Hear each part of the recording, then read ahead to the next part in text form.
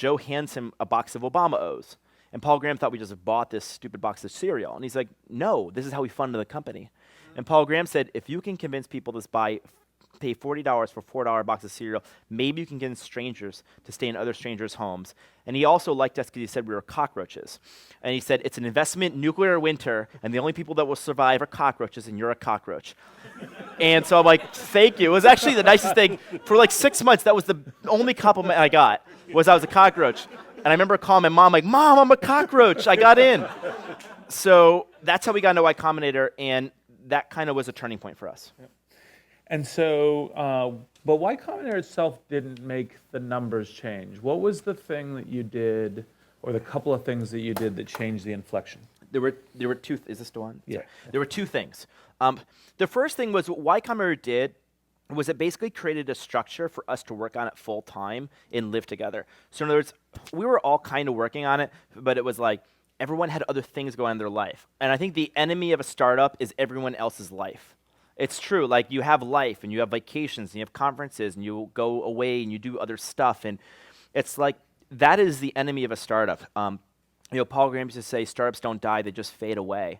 And so, we basically decided for 3 months, Nate would move from Boston to San Francisco, and we'd wake up at 8 o'clock. We'd go to bed at midnight, 7 days a week, and we work from 8 to midnight every single day. And 7 days a week, we'd get full night's sleep, but that was it. And then we would, in that dedication for 3 to 4 months, created this real serious rhythm where we weren't doing other things. We were totally focused.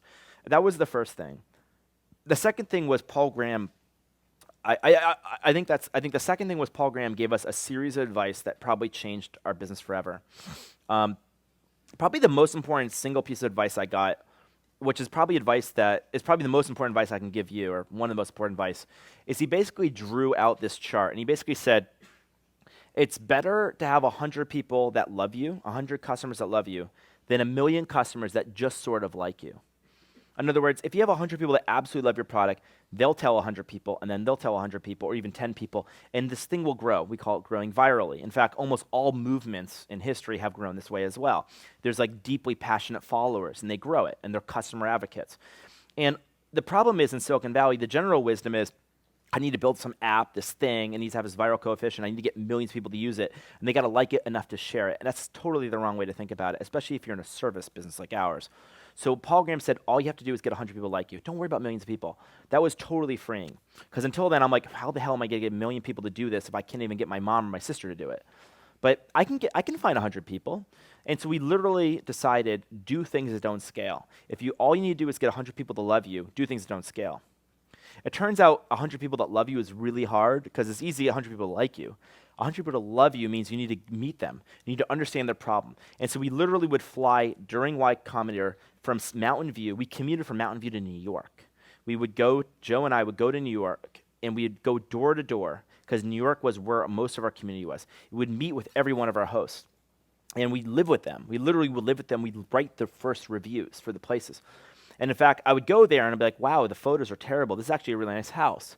And the host was like, well, I can't figure out how to get photos onto my computer. This is before really the iPhone and high quality camera. This is just like people had to plug a camera into their laptop. And so he thought, what if you just clicked a button and a photographer next day would magically show up and photograph your home? And they thought that'd be amazing. And so I went home with Joe and we borrowed a camera from one of our friends in Brooklyn, who was a photographer, and we knocked on the door. And they're like, hello, yes, I'm here, the photographer. And they're like, wow, this is a small company. The founder's also photographing my home. I used to also carry a bank ledger in my backpack, and if you need to get paid, I would just like rip out the check, and I'd knock on your door and hand you a check.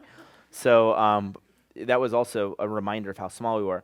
But the point was that doing things that don't scale, if you just think about building something that even just one person loves, it's super easy to create something a single person loves, especially if it's a service. And then you go person by person. Once you have 100 people, then you just focus on figuring out how to scale that. And it's a totally different intellectual problem to scale something 100 people love than figure out what that is. And that was a turning point for us. And so by April 2009, we had hundreds of people that loved us. People started booking, and it became clear there was a real business here.